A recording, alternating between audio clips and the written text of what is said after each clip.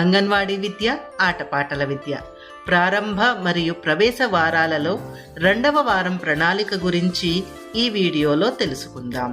మొదటి వారం పిల్లలు అంగన్వాడీకి రావడానికి అలవాటు పడి ఉంటారు. అదేవిధంగా తోటి పిల్లలతో ఆడుకోవడానికి, అంగన్వాడీ వాతావరణానికి కూడా కొంతమేర అలవాటు పడే ఉంటారు. ఇప్పుడు 2వ వారం ప్రణాళిక ఏ విధంగా ఉందో చూద్దాం. ఇది 2వ వారం ప్రణాళిక. ఇక్కడ హైలైట్ చేసిన భాగంలో ఈ వారాంతానికి సాధించగలిగే ఫలితాలను కూడా పొందుపరచడం జరిగింది. ఇప్పుడు ప్రణాళికలోని వివరాలను చూద్దాం. క్రితం వారం చెప్పినట్టుగా కార్యకలాపాలను 3 విభాగాలుగా నిర్వహించాలి.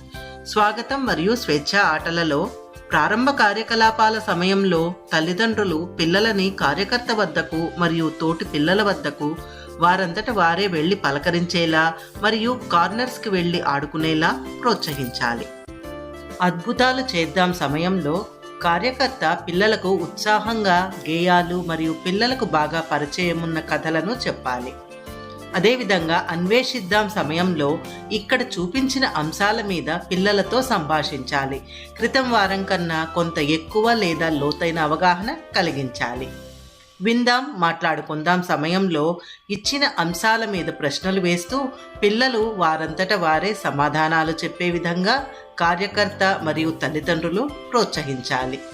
కొత్తవి తయారు చేద్దాం లేదా సృష్టిద్దాం అంశంలో క్రితం వారం చేసిన విధంగానే చేయించాలి. తల్లిదండ్రుల ప్రమేయం తగ్గించి పిల్లలు సొంతంగా చేసే విధంగా ప్రోత్సహించాలి. ఇక అభినందిద్దాం సమయంలో పిల్లలు చేసిన పనిని ప్రశ్నలు వేస్తూ అది ఏమిటని వారిని అడుగుతూ వారిని అభినందించాలి. ప్రతిస్పందన మరియు ముగింపు అంశాలలో ఉత్సాహంగా ఉందాం సమయంలో పిల్లల చేత బయటి ఆటలు ఆడించాలి. ఇక్కడ కూడా తల్లిదండ్రుల ప్రమేయం తగ్గించి పిల్లలు స్వంతంగా ఆడేలా ప్రోత్సహించాలి.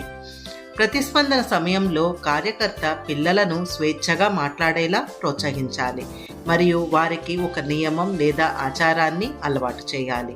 ఉదాహరణకు తీసిన వస్తువులు తీసిన చోటే పెట్టి వెళ్ళటం, ఆయాకు తనకు బాయ్ చెప్పటం వంటి పనులు పిల్లలకు అలవాటు చేయాలి.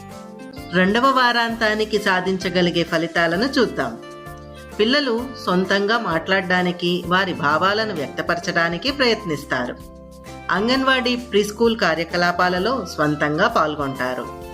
అంగన్వాడీ నియమాలను, కార్యకర్త చెప్పే సూచనలను అర్థం చేసుకుంటారు. తల్లిదండ్రులు లేదా తెలిసిన వాళ్ళు లేకపోయినా తరగతి గదిలో సౌకర్యంగా ఉంటారు.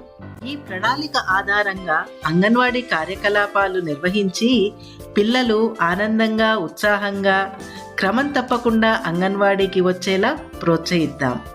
Thank you.